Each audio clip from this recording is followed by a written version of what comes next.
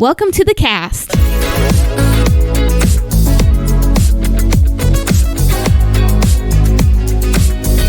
We are so glad to have you with us. I'm trying to focus with Timmy over here already laughing as we go. So we know this is going to be an exciting episode. So we are so glad you have joined us. My name is Emily Porter. My other co-host, Gary West, is out. So I have Tia Hiles filling in with us. Shannon, her other half, is over here in the peanut gallery. And then Tim Ray, as always, working the electronics and keeping us all going. So we have a special guest tonight with us. Her name is Brittany. So if you have ever seen Brittany around the church, you're going to get to know a little bit more about her. So a whole lot. Yes. Thanks for joining us. We're so glad you're here. I always think like these are my favorite episodes, getting to know more about people in the church that I had no idea what their stories were. So real excited to dig into that and hear what you have to say. But typically what we do on this podcast is we like to have a little fun. So we're going to let Shannon handle the fun. We're going to do a little game or something. It better be fun, going. Shannon. And easy. That too. No pressure. You guys got your boards ready? We're ready. I got my board ready. All right. My email's not working at the moment, so we'll go ahead and just you're just going to do it by memory. All right. Okay. This is just a little Q&A. Write down your answers, and we'll see how well you guys do. Who pitched the first 100-mile-an-hour fastball in the Major League? No. In the NLB? No. Wow. Who pitched the first 100-mile-an-hour fastball in the MLB? I don't know that I know a pitcher. Wow. I can see his name, but I think he's dead. Nobody knows that. I mean, there's a few people that do. Yeah, a few. The Google. But to be honest, I didn't. What's your answers? All right. There's mine. Okay. If you can't see, Tia's answers was your mom. So, go ahead. Which was close. It was Nolan Ryan. Who? Nolan Ryan. Oh, we've all heard of him. Oh, I didn't even think he was that old. I mean, he retired a while back. What team was he on? The Astros. I don't know. I just said that. Yeah. Hey, say it with enough confidence, people will believe Astros. It. Yes. The Cleveland Astros. Question number 2. Wow. Okay. What species of bird can fly backwards? What? What species of bird can fly backwards? I almost put penguin. They can't fly forwards. Okay, backwards.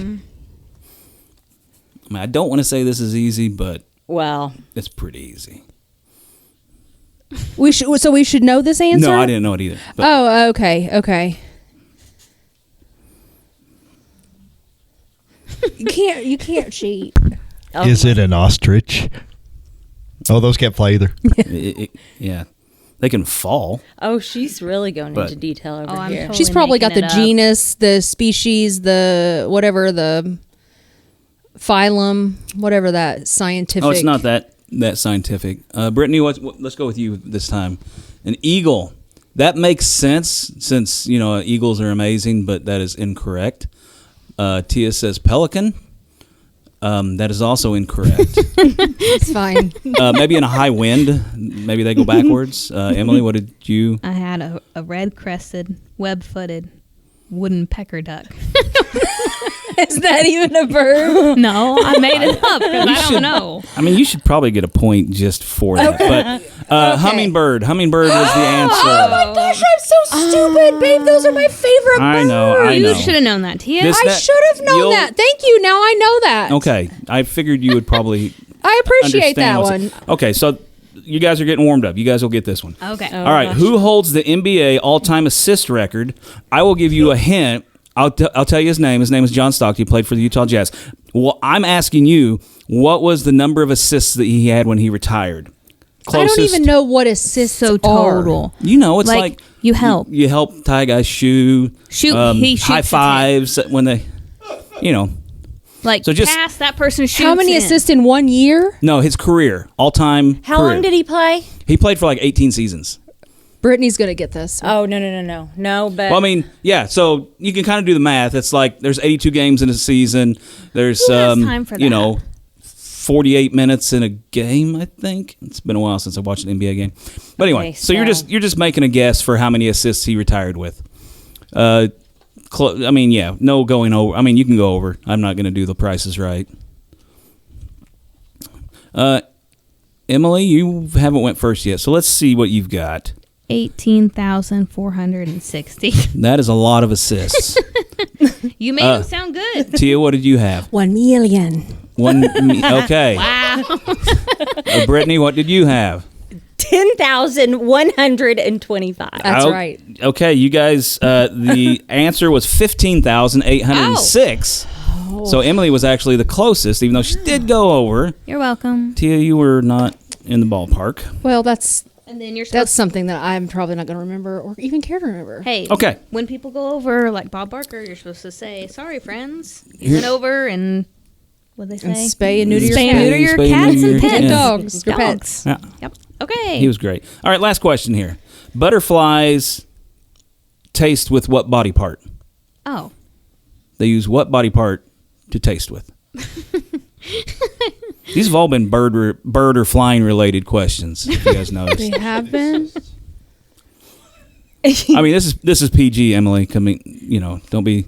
That's hard for her. I know. It What was the question? What do they taste with? What do they taste with? You know who my father is, right? Like PG is. Yeah. I think this is just you.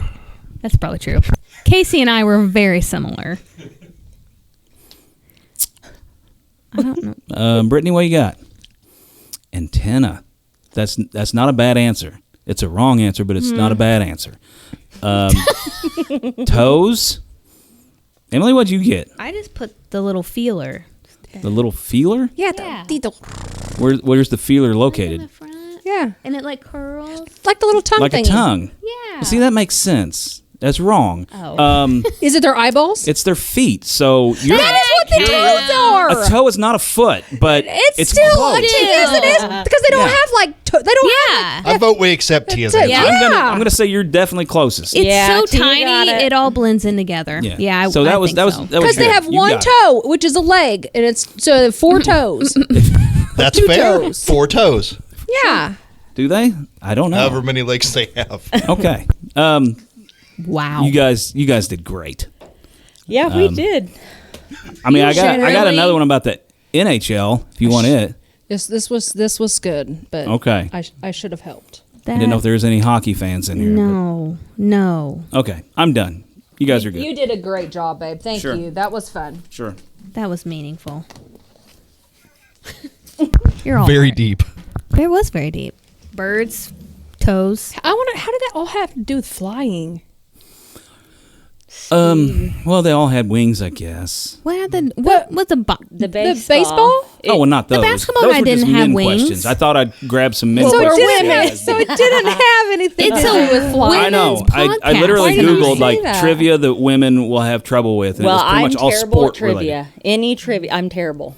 Well, the object here is not really to win. The object is just to. So you wanted us to fail. yes. So you said out. I wanted to see who fail. would Yes, fail thank you. spectacularly. Thank If you're gonna fail, you fail Yes. like the best. Yeah, hey, yes. I think you need to go ask my dad for some trivia questions. He'll help you. Really? Oh, Maybe I will. Maybe you should come in for our facts. he Random facts. Oh yeah. Or Yeah, what- I want him what's to it just called? What's walk it in the called? door What's it unexpectedly. That would be amazing. Yep, he would. Say some stuff and walk out. Yep. Yep, new segment right He there. Okay, will. Greg. He will. I'm not kidding. That man knows everything.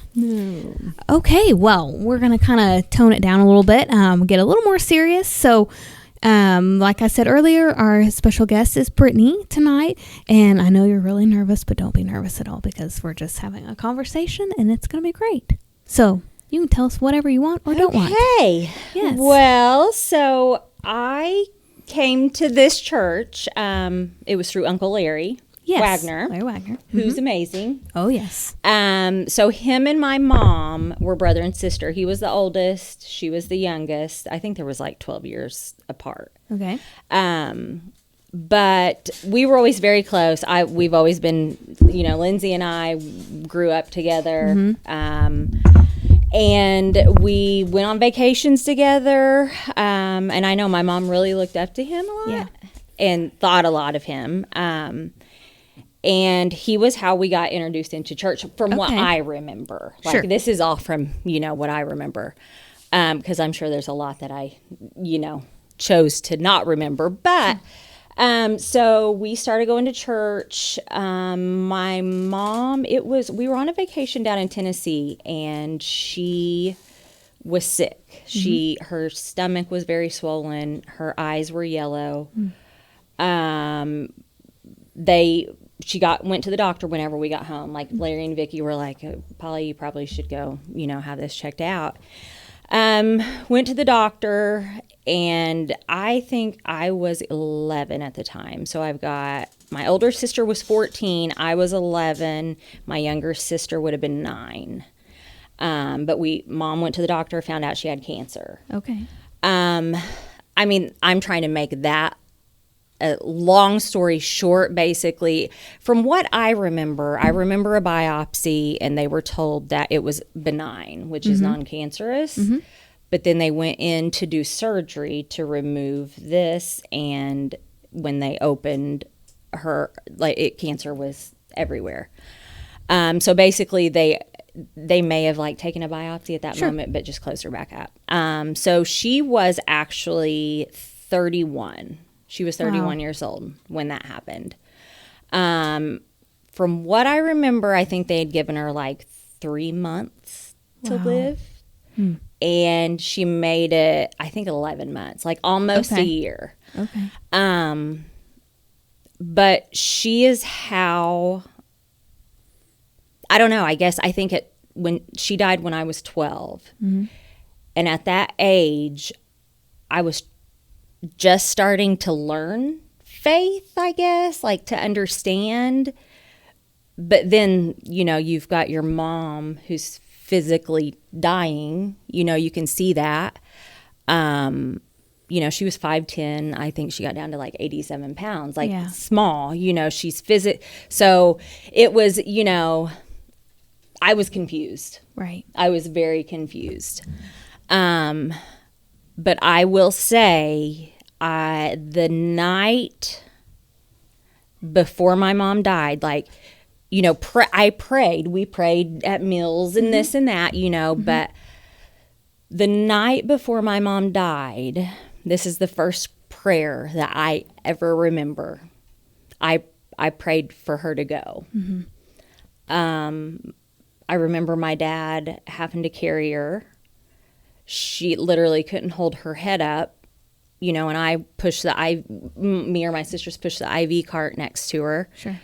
But after that, I prayed that night for her to go because she wasn't living anymore, and I knew she was ready. But the whole time that she was sick, I'd never seen her cry.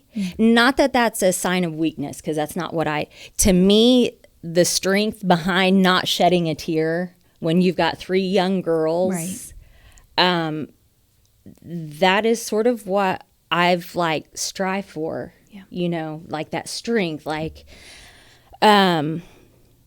she done that for us. And, I cry if you look at me wrong, or, I cry when I'm happy, I cry anything, but she somehow managed to keep that from us. And she always had a great outlook. And, there was an article, which I have it on my phone. I want to say it was Michelle Adams who maybe had written it when Mom was sick. And she done a newspaper article. And the title, it says Zest for Life, Woman Fighting Cancer. But someone had given that to my older sister, I don't know, a few years back. But I go to that article all the time because, there are quotes in there, certain things that my mom says. And one of my favorite things was when the doctor came in and told her she had cancer. And she said, with all due respect, there's somebody higher up than you that will know, when it's her Yeah. time. How Yes. it was amazing, like it makes me smile when I, read that. But she was, I don't know, we were a very close family. She passed away and everything changed, obviously. That was sort of where I think I continued to come to church a little bit after, but then just gradually fell off. I do remember being at church and Mom being at the altar and literally like everyone at the altar praying, hands on her praying. Like I remember, and I remember being part of that, but I also remember questioning, in that moment, like how, or I don't know, how is God real? Right. When someone's so young and so, full of life and so, in my eyes, amazing, like, but then, I've not been with her that long. So it was a confusing, very confusing. I mean, I will say that is where my faith stopped until a couple of years ago. And it wasn't that I didn't want to get into faith, but life happened. After my mom died, my dad remarried. And mine and my dad's relationship became very strained. I acted out like any normal teenager. If he said not to do it, I'm going to do it. Whether just whatever it was, a typical teenager, but our relation, it was, because he lost a wife. Sure.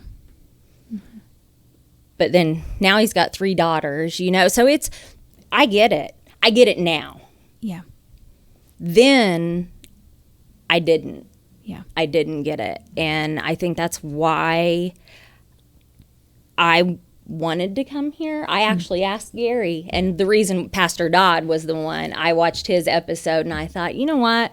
He's been a huge part. I don't know that he knows how much of an impact and that he had made on my life. Him and like Uncle Larry and him. Sure. His voice, because he's got a distinct voice. But like when I started coming back to church, it was in September of 24. He may have even spoke that day. I don't know. It was that whole month of September but just hearing his voice, it was like it made me smile. Like it was because he was how my mom got her relationship. He was the preacher. Yeah. He was the pastor, and I don't know, but he was, and that was just how my mom, it was amazing to me. And the prayer and all of that.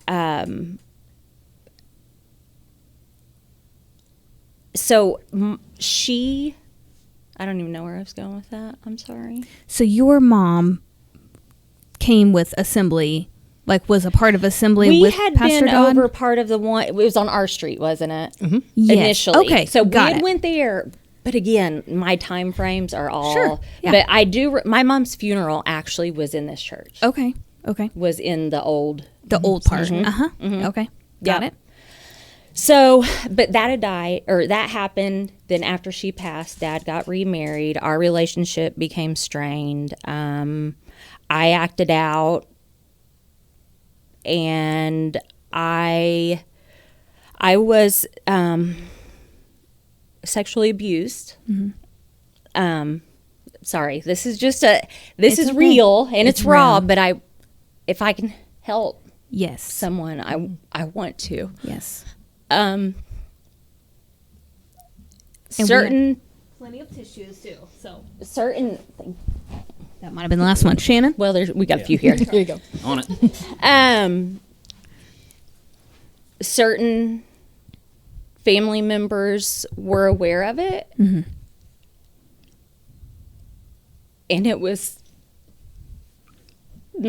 brushed under the rug. Sure. And then I was emancipated at 17, and I was signed away to be married to my husband, who I'm still married to. Okay. That is a blessing in disguise itself. Yeah. I don't know. I got a good guy. Yes. I know that. That's awesome. The first time I ever saw him, Shyle, which is my husband, was at the funeral home when my mom died. Really? When I thought he was cute. Oh. I was looking out the window at Ferguson Lee up top, and he was sitting down because my dad refereed. Okay. And so, he was in the sports, and so we were connected that way. I see. Okay. And I remember seeing him thinking he was cute, and because he was, and he was cute. But that right there, like, I remember that moment of thinking that about him, but it was like such, I say a terrible moment, losing your mom. I could look at this now, losing my mom, but that same day I saw my husband, who I had no idea, 5 years later. Yeah. Right. But I was 17, so I was signed. My dad had to sign for me to get married. He was 18. Shyle was 18, so he was an adult and got to make his own decision. Circumstances were not normal, not at all. But thank you. We done it. And we got married May 24th. May 29th, he left for boot camp. Wow. So I was 17, married in Bedford. He was in boot camp. I went wild that summer. Had my husband been here? No, but this was very different, unique situations that aren't typical. But I partied. Alcohol became part, that was part. I was 17 years old. Alcohol, there's nothing good that comes out of it. Nothing good comes out of alcohol. And I didn't realize until, now that I'm older, in certain times of my life where I did struggle, alcohol was also involved. And multiple times I almost lost my marriage. I say I should have, but a typical marriage, we weren't typical, 17 and 18. Sure. But in a traditional marriage, things that happened or even that I done, a husband and wife don't stay together. Like, that's just what you see now. And he graduated boot camp, came home to get me, and I moved with him. He was aware there was, we weren't sure if we were going to stay together or not. I say a lot of it was on me. I mean, I make him sound like a saint now. No, yeah, don't let that fool you. But he's also given me chance after chance. Now he has his faults too. Sure. But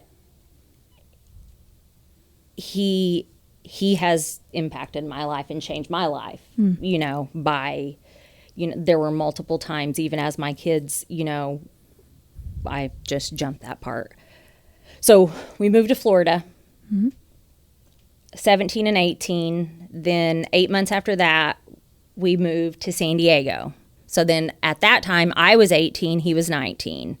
We're moving clear across to the West Coast. I had both of my kids in San Diego.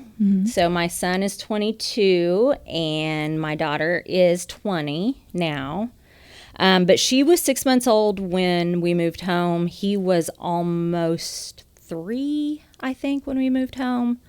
My husband got medically discharged out of the Navy. Okay. So we moved back home in 2006. the kids were growing up here as they got into school and this travel ball and, sports and all, that takes over. So I was busy. Like, I was busy being a mom. And, I was young. We were young, but that was my purpose in that moment, Sure. So as the kids got older, my son got his permit. And then my daughter got her permit, and I didn't know who I was. Like, Yeah. I really had no idea, like, what. And I picked up a bottle, and then, that just was a trickle. It started out, I was just casually drinking like cider beer. Then next thing you know, it's what can I drink that gets me drunk the fastest. I mean, that was how I saw it. I became someone that I'm not at all, like night and day difference when there's alcohol involved. And I didn't know that. I didn't know how much of my past was hanging on to me. Certain things that I had been through or done, or, my kids, it got to the point. I mean, I was drunk on my son's senior night of football. I mean, where I'm in pictures and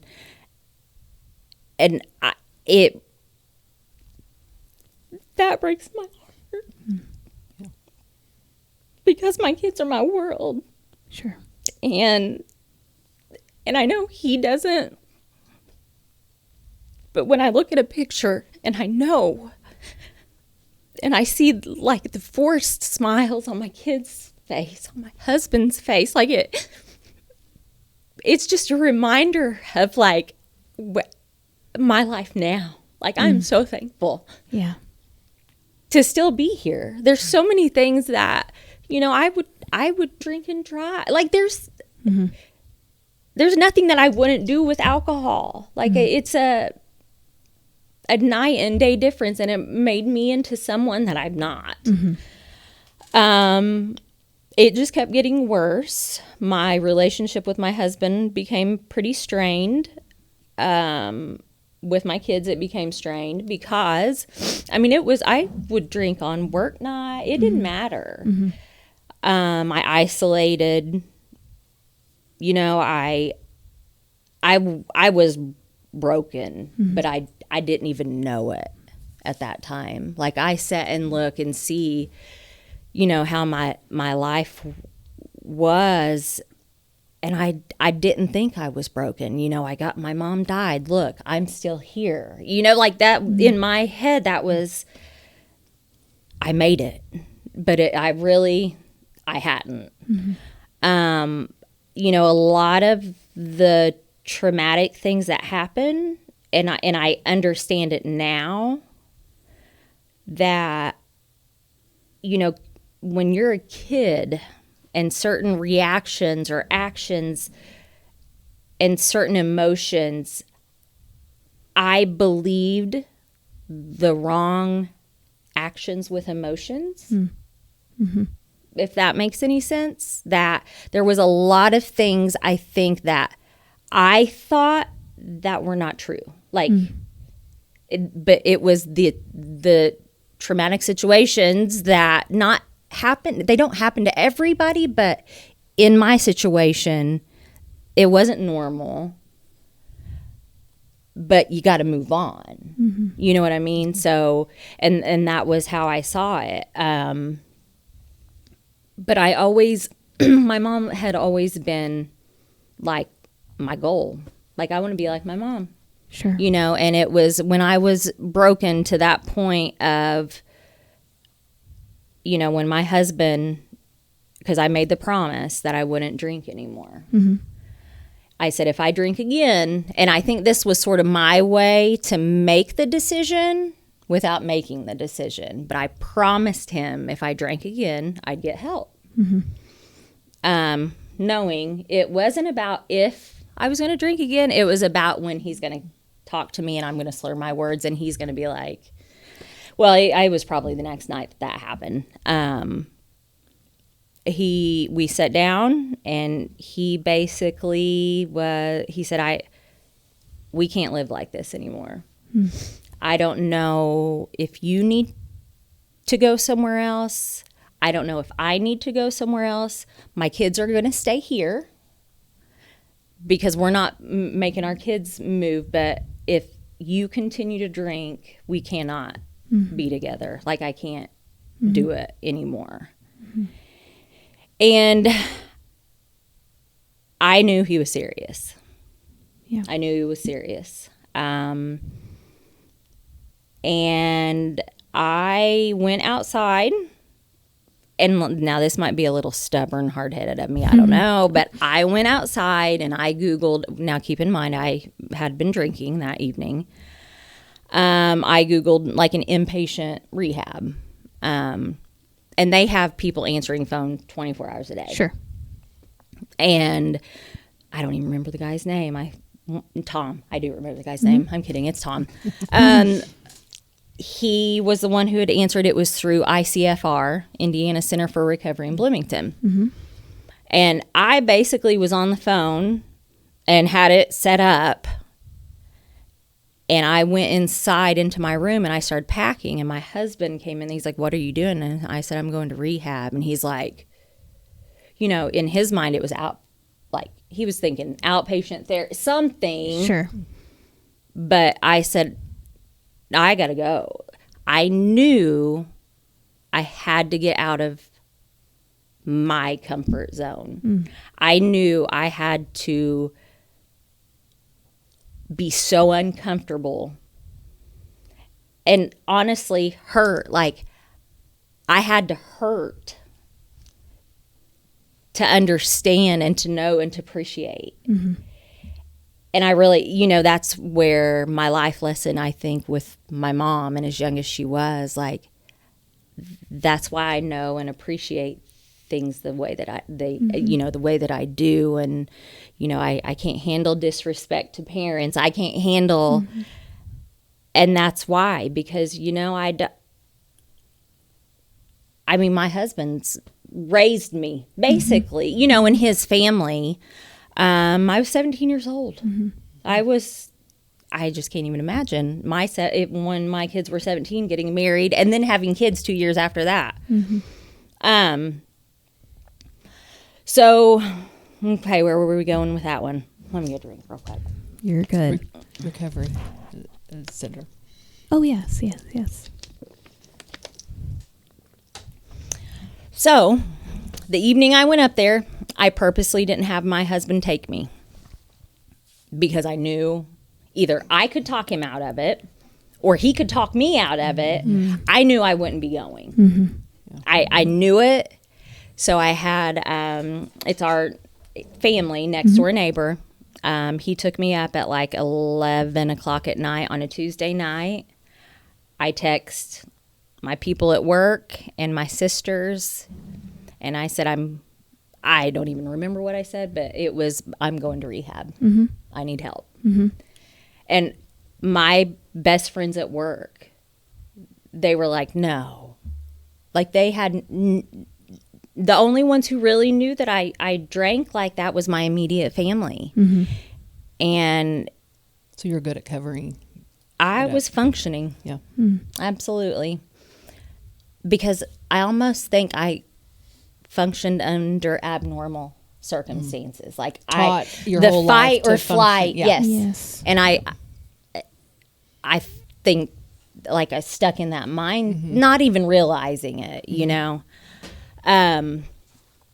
But that was the way that I went to rehab was very traumatic. I like to do traumatic for whatever reason. That's how it has to go for me to feel it. Okay. So, yes, very traumatic. You know, my daughter and my son were both, actually Zane had already graduated at that point, but Nadia was a junior in high school. So, you know, here she was still at home, she came home one night and, your mom's going to rehab, you know. I got up there, dropped me off. It was November 15th of 2022. And I have not had a drop of alcohol since. Wow. Yes. Amazing. That is awesome. And you know, the thing is, like, I didn't know my relationship with God yet. Because I say, I don't know how I made it through rehab without knowing God. Sure. But God knew me. You know? And Lindsay had asked me, and I think that's why I'm so open about it. It's not that my past empowers me now. Like I live now and I'm happy. And it nearly took my life certain things, and it wasn't necessarily things that I'd done. It was circumstances. But, you know, now I look and, you know, at my kids and I'm going to be a noni, not a grandma, a noni. Oh. My son, they're having a son in June, and Congratulations. Yes, I'm so excited. But it was my kids and getting older and realizing that there is going to be a next part of life. Because I think that was sort of where I didn't have that part of my life with my mom. So I didn't know what that part of life was. Like, you know, and there were certain times where I would sit back and I'm like, oh, yeah, like certain things that would happen. And it was okay or not okay, either way. Like, in that situation, I'm trying to think of an example of what I'm trying. Yeah, I don't know. Like your mom didn't get to have that, so you didn't necessarily in your know mind how to do that. Yes, yes, Yeah. with my kids. Yeah, because she wasn't a grandma. She didn't Exactly. get to see certain things, but you get to see those Yes, things. that's where I'm at now. Yeah. So then, like, I can have a life. yeah, Yeah. yeah, and you know, this was after alcohol. I mean, Lindsay, that was where I was going a second ago. Lindsay had asked me if there was one thing in rehab, because I went inpatient for a month. I was away, like I had an apartment up there. I went through detox. I went through all that. Could only talk to the family a couple times a week, but I had to do it. Like, I had to hurt to make me realize, you know, it was the hardest time of my life. And my kids, you know, that they want me there, or, you know, I've cheated them out of their school in their senior year and their this and that because of drinking or whatever. Like, there was just so much. There's a lot of shame. There's a lot of shame and embarrassment, and you know, I couldn't even, when you are drinking alcohol or another substance, like, you can't even realistically think in general. Like, I don't know, there was no thought process. So, you know, when I was in rehab, it was like each day I would get a little more clear-headed. I was never not drinking long enough to deal with life, I guess. Yeah. But I was inpatient for a month. The very first night I got there, Lindsay had told me to give her one, you know, if there was one thing from rehab that that stood out. And I said, the very first night I got there, and when I say I cried, like, I full on, like, eye swollen. I've never cried that much in my life. And, you know, those kind of headaches don't go away. No. It's, like medicine don't take those headaches away. But I was distraught. Like, for me to remove myself from my kid's life, you know, and it was like, how can I be doing this? How did I get like this? But I sat on my bed that night, and I said, Lindsay, I said, God, Mom, like, I need you. I need help. And Lindsay said, so you prayed? And I'm like, I did. Like, I didn't know that's what I was doing.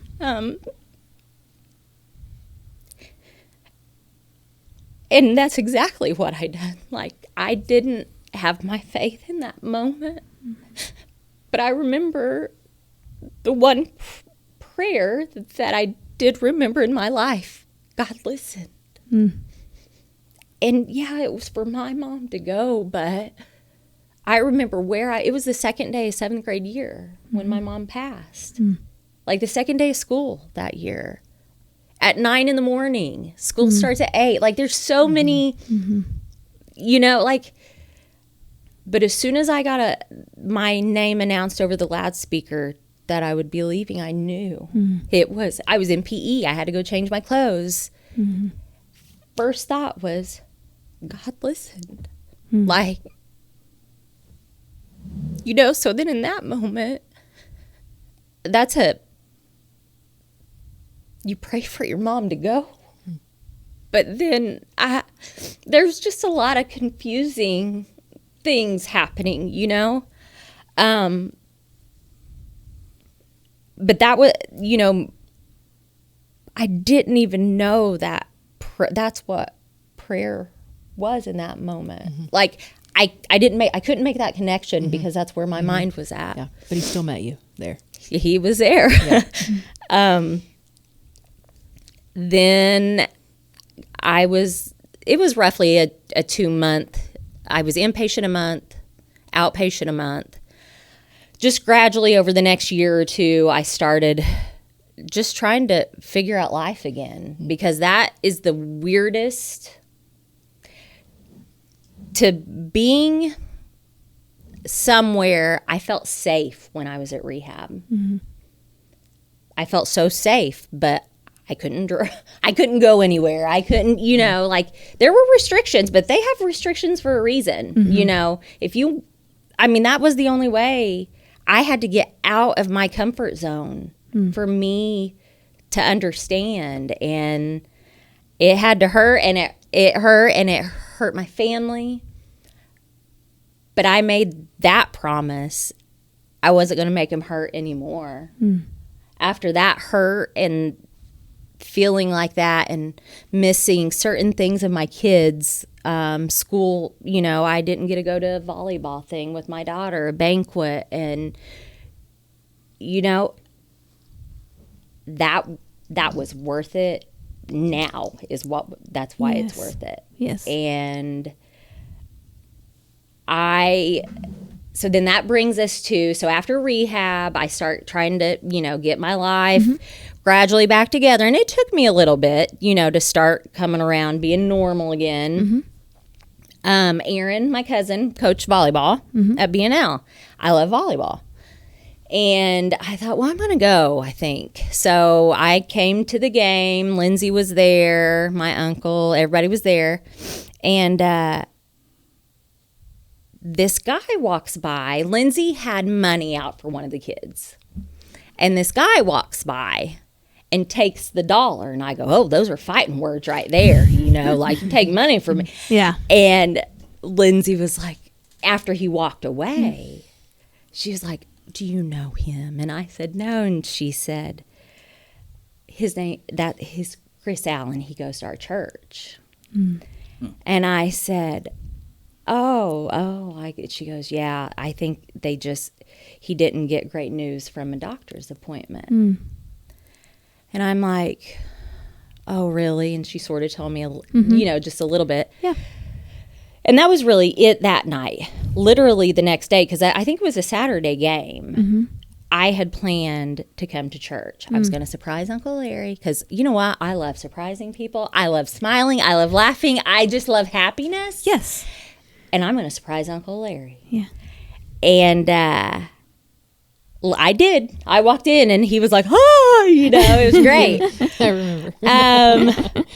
But I remember it was, I'm trying to think if I had gotten saved. Started church September 1st. Mm-hmm. Got saved September 29th. Okay. And let me just tell you, I didn't even know that's what it was, guys. Like, that's how I said, I know this is real because I'm going through these motions and then I'm learning what that is. And Pastor Dodd, so I'm going to bring him and Sister Jackie in on this a little bit. The day that I got saved, I was up praying, September 29th. And Uncle Larry was up there. I remember Amy was up there, Lindsay. I don't really know who all else. But Jackie, Pastor Dodd's wife, came and sat on the stairs with me. I'm getting saved in that moment. And, I have like a sensory thing, like feels and stuff. I'm really surprised I'm not doing it right now. So maybe it's consciously. But she sat on the step up there at the altar. And she looked at me and she goes, honey, you don't know who I am and I don't necessarily know who you are, but you've got to let it go. Whoa. You've got to let the past go, and you're special. Wow. And God loves you. And let it go. Everything she said, it was perfect. And after church that day, I went up to her and I said, thank you. Thank you for everything that you said. She goes, oh, honey, those weren't my words. Those were God's words. And I was just like, wow. This is a love, that's unconditional love. I didn't really know what it was.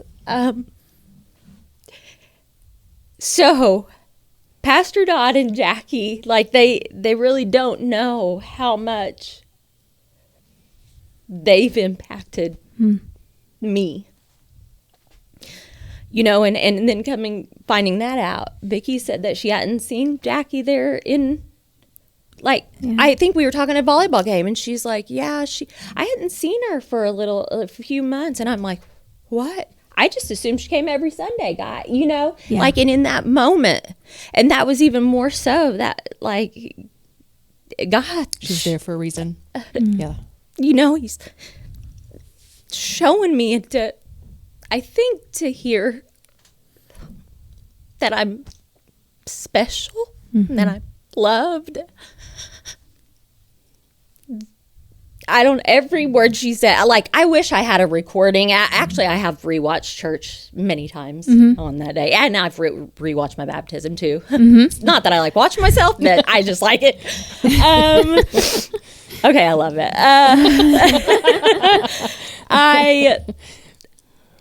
I don't know. The happiness. I mean, I was going to say you probably can't tell, but you probably can tell that it's all is unbelievable. And there's been a lot of trauma. There's been a lot of hurt. There's been a lot of, but he's always there. Yes. Even though you don't know it and you don't feel it. And he has a thing, me and God and dates. He has something with dates, certain dates. When I because a lot of time, baptism and getting saved, there's questions on I've always had questions, and I still do. Yeah. Because I'm new at this. But I found out they were doing a baptism. And I thought it was going to be, I thought the date that I heard was February 26th. Well, that was what, I think Pastor Chris had even said that day, one of the days, we're going to have a water baptism, on February 26th, blah, blah, blah. And I'm like, it's my sign. I'm doing it. You know, sign me up. Because I knew once I stepped foot in church, what was going to happen. Because in my mind, what's the worst that can happen? Oh, well, a lot of worst has happened. You're stepping into church, it'll be fine. You know, I know I'll be taken care of. And found out about the baptism. Well, it just so happened that the baptism was on my birthday. The first baptism here at the church since I had been coming, and it fell on my birthday. So then that was like, oh, you know, so then I cry because that's what I do. Another thing to tie into that, I had told you about the situation about my mom and praying and people and their hands on him and me questioning God. I had already been saved. That's why I went to the story with Chris Allen. So then that all had happened with Chris. Didn't know Chris. I had met him because Lindsay had introduced us, you know, and it was literally the next day at church. I was walking in and Carla was holding the door, and she knew my mom, I think. But we were talking about her, and I was talking about Uncle Larry, and I said, yeah, he's precious. And I said, you know, she goes, she was glad seeing me at church and stuff. And I go, yeah, I said, I love it. And I go, you know, here's the thing. And I told her the situation about church and praying and the time I questioned God, like, my mom's dying, how is God real, this and that. And I said, I couldn't make sense of it. That day, like, I wish I have journal. I almost brought my journal, by the way, because I thought, oh gosh, but then there's some stuff you probably don't want to read.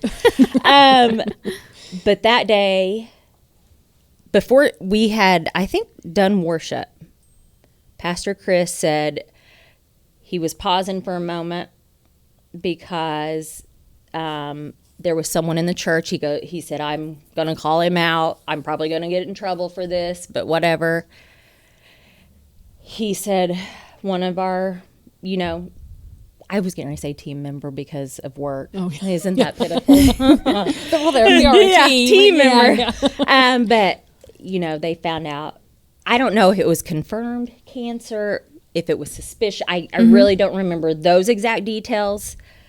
But he said, I want to call him up here. And so he did. And Chris was up there in front. And Pastor Chris said, I'm gonna pray. And, you know, so I go to pray. And in the middle of this prayer, guys, I opened my eyes. And I thought, God's getting ready to show me something.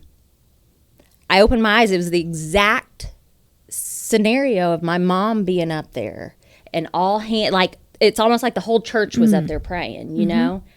And in that moment, I opened my eyes, and there, you know, it was like my mom, like, it was just surreal. Yes.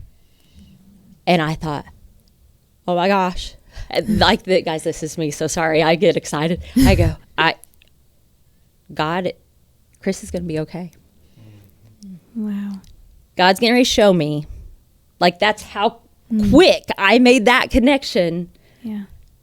God is showing me where there was doubt or question, the other side now. Yes. I'm not kidding. In that moment, because the way that I am, if I don't say it when I think it, it's long gone. Yeah. I lose track. Yep. And I thought, I need to go tell him he's going to be okay. Everyone's up there praying for. I probably shouldn't go right now. I'll just wait till after church. But listen, I was full on, like, crying. I mean, and I don't cry pretty. Uncle Larry, I looked at him. I go, I got to talk to Chris Allen after this. He's like, okay. He's so calm. Mr. Larry. Oh. Yes. And when you look at Yes. and when you look at I'm like a Yeah. oh so He's probably thinking, do I need to protect Chris? yeah, he knows. So as soon as church was over, I went up to him and I just a rundown of, hey, here's the quick scenario that I actually was talking about when I walked in this morning. And this just happened, and you're going to be okay. It's going to be fine. Everything's going to be okay. I don't know what that means. You know, I don't, but it's going to be okay. And he, I hugged. So, like, I have the relation, like me and Chris, if I don't get my hug, then Yes. we can't go, like, I didn't see him on Easter Sunday, I don't think. I don't think I got a hug on Easter Sunday. But then I was just like, oh gosh, but I got it last week. Sure. But he's there, like God's showing me. Yeah. And the song that was playing, because you know how that goes. Like if you're meant to hear it, or if you're thinking something, and that's going to be the song that day. Like the Yes. word miracle was in the song. I Yes. remember it. Yeah. But it hit me like a ton of bricks that he's going to be okay. And this is what God's getting ready to do. The scenario that I just spoke about 45 minutes ago. And he's going to show me. And I had no doubt. I was so confident. And that may have been 1 or 2 weeks after I had gotten saved. And sure enough, 2 weeks later, and I knew, like I almost like literally laughed. Because it was just such, I don't want to say like smile, because I knew he was going to be okay. And the bravery it took for you to address Yeah. it, like to I'm go over down here, and tell like- him. But it's kind of one of those when you know, like beyond a shadow of a doubt that God has said something to you. It's all you can do, but just go and But it does take bravery to approach that person. And listen, when I cry, and those cry, the whole month of September of cries that year, I said I felt like I ran a marathon after I left church every day, because there was something every day. Like I couldn't get enough. And things started to fall into place, and things started to make sense. And I still am trying to make sense of certain things. But my daughter she comes to church with us now. She'd always wanted to go to church when she was little.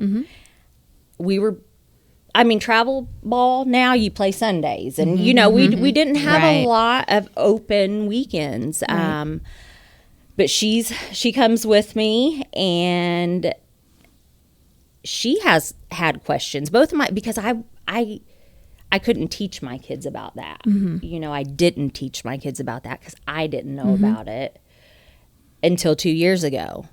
Now I'm in with Kids First. I'm not there teaching. I'm like the support staff there. learn And it then, all. like Sarah had asked a question one day, and I'm like, I know, like for real. It's a perfect place for you. That's how God works. Yep. Yeah. Like Aaron Todd had asked me if I wanted, and I'm like, I can't teach. I don't know Bible story because I don't know a lot of them. And there's a lot of, I think that you have good and bad, for a reason. Like you don't remember certain things for a reason. But there's a lot of Bible story. I really didn't even know that much about, because I never had gotten that far. So I don't know. It was just like one thing after another. Like God's just like throwing it in my lap, and I don't know. It's the feeling to say, like that day after I had gotten saved, like I think about it every day. Yeah. I think about how thankful I am every day. The people in my life, my husband, God knew what he was doing he knew he was going to give me a man that wouldn't give up easy, because had he not fought, and all along that's probably what I wanted, a man to fight for me, you know. And then that also hit home on a day, the giving chair. Pastor Dodd, he showed the giving chair. That hit me. There was a lot in that little video that hit me. That was me. But it made me see and realize that kids in their situation, they don't necessarily have a choice in that situation, but the outcome can be different. The outcome can be good, you know. I'm going to have a grandson. I want my grandson to know about Jesus, because I tell you, my life has been so much better with Jesus and knowing, and, you know, like me talking to him, the happiness, like, absolutely. That's sort of where I'm at. Even my relationship, I can't connect with my mom here. I'm going to be the noni who's reading these Bible stories. Yes. All the books that I have already, like, that's, like, I know I was born to be a mom. I knew in that moment I was supposed to. Now I'm like, oh yeah, I'm supposed to be a noni for sure. Yeah. Step into it. So I don't know. I am so thankful that I've gotten a second chance at life. And actually, I wouldn't even say second chance, because there were chance after. There's so many. I could have killed someone. I could. I mean, we could go on. His and hand was on you. Oh my gosh. Yeah, even when you didn't even know it. And that's what. So many people praying. Yes, and even when you didn't feel it or sense it, he still provided for you. Oh yeah.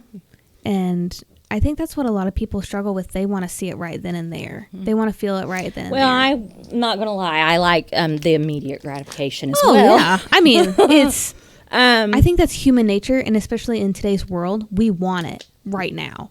And so I think that is something that a lot of people struggle with. Well, and you know, my mom, in my eyes, she was amazing. So like, why would I lose my mom? Why so young or so early, or you know, having kids? But now where I'm at, like, I'm going to be the best. Momming is never done, and you know that. I'm going to be the best mom that I can to my kids now. And Lord help us with a grandkid, because my son might put me on like restrictions or something. But I can't wait. I like to say, you know what? I'm a lot, but it's all these years that have, you know, I've been contained. Like, now it's just all coming out at once. So that's why I'm a lot. I don't know. God's good. Oh, and I say life is amazing, and that when you hear someone say that and you're like, oh gosh, so happy. Guys, Yes. I see how broken and I didn't even know it in that moment. And the life, like the life I get to live now. Like, my son got married, and a month later they tell me they're pregnant. Yeah. I can't even. I feel like I am taking off where my mom left off. Yeah. You're carrying on. Yep. That's awesome. Carrying on. So, and who was Susan yesterday or Sunday at church? It was yesterday, wasn't it? It's fine. But she said, well, Polly is going to be alive as long as you're here. And I'm like, I love it. Yeah, that's right. Like, and I own it, because she was amazing to me. She is what I always said, you know, you got Jesus, and then like my mom, this is how I see it, you know, is the right-hand man in my life. You know what I mean? So I'm like, I got double duty, you know. Yes. But I don't. I feel everyone deserves a second chance. Yeah. Not everyone feels that way. I felt, had I not gotten a second chance, like, I could not be sitting here. My kids could not be sitting. Like, my whole life could be completely different. But I prayed, you know? I prayed, and I knew enough to get to, you know, at least saying I prayed, and I didn't even know that's what it was in that moment. But and you know, Mr. Larry has been praying for you for years. I know. Yeah. I know. You had a lot of prayers prayed over you. And I know that. And I remember telling Lindsay, it was something at my mama and papa's church, that this was before I started coming back to church. But I was like, well, I don't feel like I need to go to church to know my relationship with God. Because in that moment I was like, well, God's always there. But I didn't really even understand what I was saying in that moment. Like, coming to church, I can't wait for Sunday. It's nothing for me to wake up on Sunday just running through the house going, church. Like, I can be a child. It's okay. But I do. Like, the happiness and the church family and how everybody makes you feel comfortable. And you know, the stuff that I had came in with on my shoulders literally almost took me my grave, you know? And that was what I was trying not to do. I wanted my kids to have a mom. I wanted them to have a good mom, but yet, you know, I couldn't understand that. Yeah. What I was doing in that moment. But, you know, the past is the past. And I live life I live in the moment. My daughter, here's another date. My daughter came home, so she's a sophomore at IU. She went to Night with the Sun? Yeah, I think with Amy the other night. Yep. But she came home I think it was Friday. And she said, Mom, I'm getting baptized. Wow. And I just sat there. She's like, don't cry. And I'm like, okay. And I go, when? She goes, May 24th. May 24th is my 25th year wedding anniversary. So it's just like, I had texted Amy. And I said, wow. Like, I said, you know, here on my birthday, I got baptized. Like, we didn't even plan that, you know? Yeah. Like, you couldn't plan this. No. But I said, I can't even make this stuff up. And then I'm like, but God can. Yeah. Because it's so true. Yep.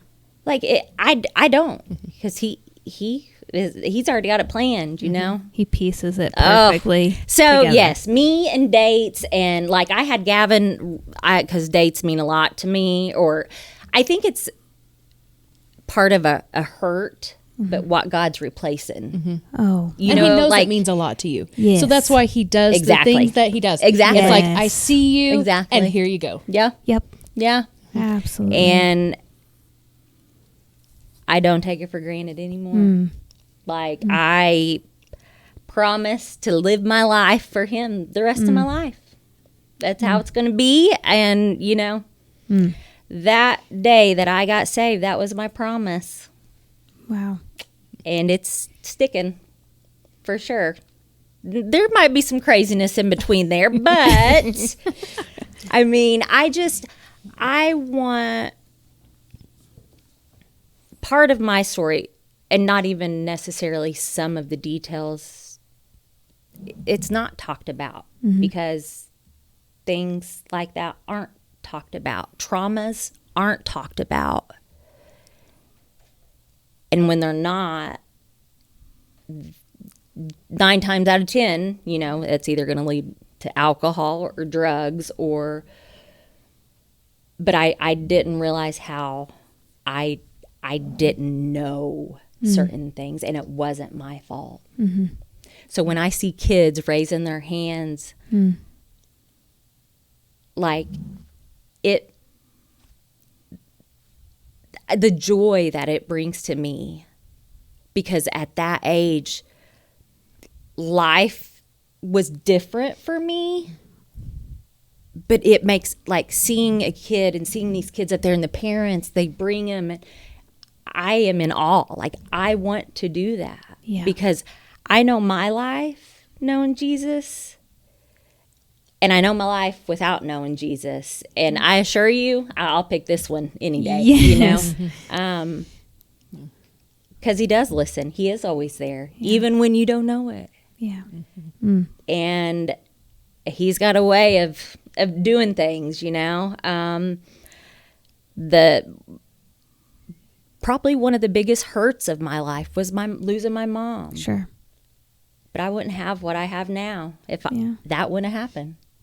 Mm-hmm. I mean, I would not, like, you know, certain situations and scenarios that kids shouldn't have to go through.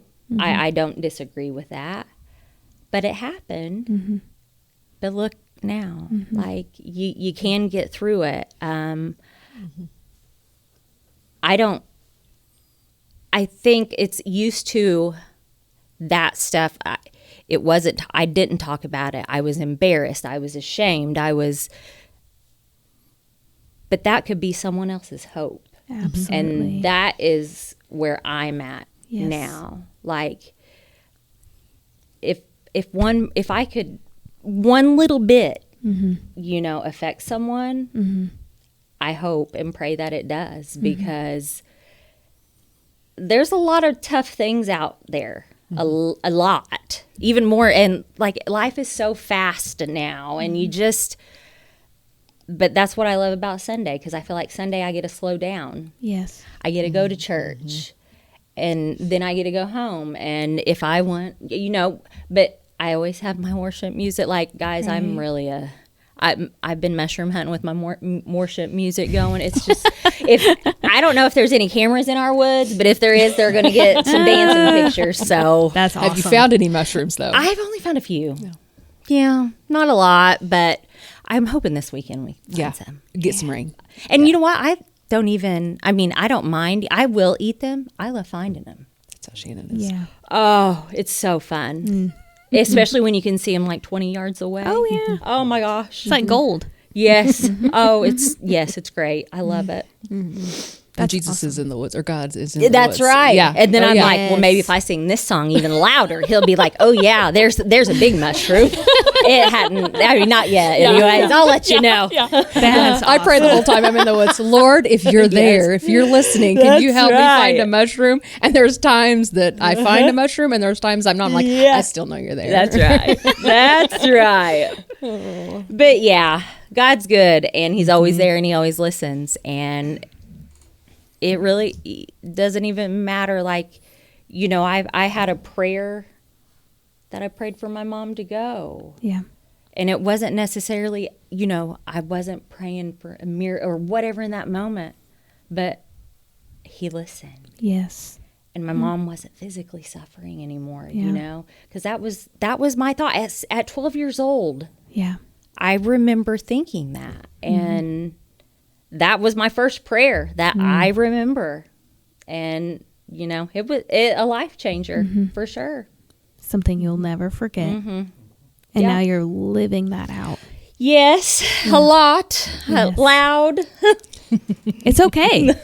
I know. And I think right. that's where, honestly, my kids being older, their teenage years, I was drinking. So I wasn't loud.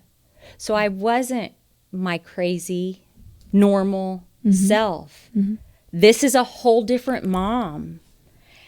And, you know, having my mother's son dance with my son at the wedding, that's all I could do was promise that I'm going to be the best mom from here on out. And I'm going to be the best Noni from here on out. Like, that's my promise, and it won't be undone. And I live confidently in that every single day. That's awesome. Every day. I probably tell the same story over and over and over, but you know what? The story made me. Like, Yes.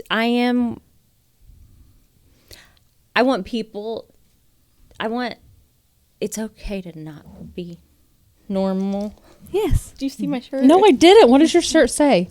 Normal isn't Coming back. Jesus is. That's right. Yes. That's right. I love it. I don't know. I love quirky things like that, like watching Yep. Pastor Dodd do this. Yes. And it reminded me so much of my mom. Yes. His wittiness and certain things about it. It reminded me so much of my mom. And I think I text him that article about my mom and had him read, because it was saying something about, you'll always see her in the front second row at First Assembly of God. But that changed, I guess, and this is like sort of a blunt way to say it, but the death of my mom, it was a beautiful thing. Changed my life. And do I wish she was here? I do, but listen, I think me and her would probably butt heads a little bit. So, no, like, that's what has kept me going my whole life. And we know she's with Jesus. I do. Yeah. And we will see her again. And that's exciting. That's exactly, Yes. because I'm going to see her. Yeah. And that's my other thing. I'm going to see her. Absolutely. And I understand her peace now. Yeah. Even though she knew she was physically dying, Sure. I couldn't get, how could you not be, But she didn't, because if she cried, then she knew what that would do to us girls. So now I just cry for everything. So then now Nadia cries for everything. It's great. We just cry. I don't know. I'm so thankful. I am so thankful. What an amazing story. That's awesome. And a couple things stood out to me the most. One, when you said, I have to get out of my comfort zone. I think a lot of people want change in their life. I'm guilty of it. We all are. We want change in our life. We want the Lord to work. We want things to be better. But until it takes action on our part, we can pray to the Lord. He's going to do his part. But it takes our part as well in becoming uncomfortable, like you had said, for that to continue happening, where he can start working in his ways. And more times than not, we're going to be uncomfortable in his ways. Yeah. My second point that I really caught on yours was whether it was somebody else that was at the church speaking to you or you being used to speak to somebody else, is the idea of vessels. Like, Jackie didn't show up to church for a while, and she just happened to be there that Sunday. And I know, and I think Vicky, she had told me, we were at a volleyball game, and I was talking about, because, I talked about, and I still talk about it like every day. It's fine. I just like remembering it, that day. But we were at a gym, and I just started bawling when she had said that, it had been a few Sundays, whatever that. And I'm like, not that God really is, it's just like he keeps doing these things. And I'm just like, oh, okay, I get it. Yeah, I get it. That's where I'm at. Like, I know when I'm in that position. And that day with Jackie, I mean, it's permanent, like thanking her. And she was like, oh, honey, those were not my words. And I'm like, it's like, what? Yeah. What? I don't know. I don't know. I'm so, and Chris and Amy, they make everyone feel so, I keep saying normal. They do. Yeah. Like, there's no imperfect people. Yeah. Yeah. And it's okay. Yes. Yep. Because Yep. They absorb whoever comes through that door. Yeah, they are. And they just love on them and, introduce them to other people in the church. Yeah. And And you know, because they had lived with Larry and Vicky for a little bit, and I know I had met them, but I didn't realize that he just was like, had recently started pastoring here, like when I started coming. Yeah. Gotcha. And, you know, in my mind, he'd been here forever. Yeah. But then it was seriously like that first month that I was here. Then I think Chris Martin, my past. Yes. Yeah. He was, you know, I remember seeing him and his wife, and then Pastor Dot, like there were so many things that, and I'm like, okay, yeah, it's coming together now. It's all coming together. And that's what I can see now. Right. I can see like the full circle. Mm-hmm. Yeah. And your story, I have no doubt, will let somebody else put another piece in their circle. I hope so. To where they can continue that on. I mean, I know you have went through a lot, and from what you told us, I mean, that's just a snippet of what you have went through, but I can guarantee you somebody is going to be affected by that and realize they are not alone. Yeah. And again, I know we've mentioned on the podcast before, this is why we do this. This is why we are real, why we want to build our community. Yeah. Because I think people feel like they have to be perfect coming in, or they have to be perfect for God to hear them. Well, I think coming into this, because there is a lot, because my life is still not perfect, you know. I really don't have a relationship with my dad still. Never say never. Yeah. That I really... You can heal that as well. You know? Absolutely. It's pretty amazing, so... Absolutely. We're just a bunch of broken people serving Jesus. Yeah. Yes. Yeah. Yes. Working together to get through this life. Yes. And go home. That's our end goal. Go home. And go home. Yes. Yes. Oh, and drag as many people with us as we can. That's right. That's right. Well, thank you so much. I feel like that's a great note to end on. We, you know, our home is in heaven. We're ready to take other people with us, and you know, God is going to use you just like He used other people to speak into your life. You are now speaking into other people's lives, and that is what it's all about. It really is. So I really appreciate you being here. Really stinks that Gary missed out on this, because this was awesome. Like, really? Yeah, that's right, Gary. Yeah. So, you know, just keep growing, and, you know, always share with us whatever else you have to share. Oh, I'm sure I will, because I'm not quiet. Yeah, I'll come find you. We're here for it. So so thank you so much for being on the podcast with us. It absolutely means a thank lot. You guys. Yeah, absolutely. Well, if you joined us, I'm really hoping that you loved this episode. I know I did. Very impactful, and so we hope that you not only, you know, get a love for it, for our podcast, for the stories that people like Brittany share, that you just continue to share with your friends and your family, and then also make sure you subscribe on whatever platform that you are listening. And we look forward to seeing you next time on The Cast.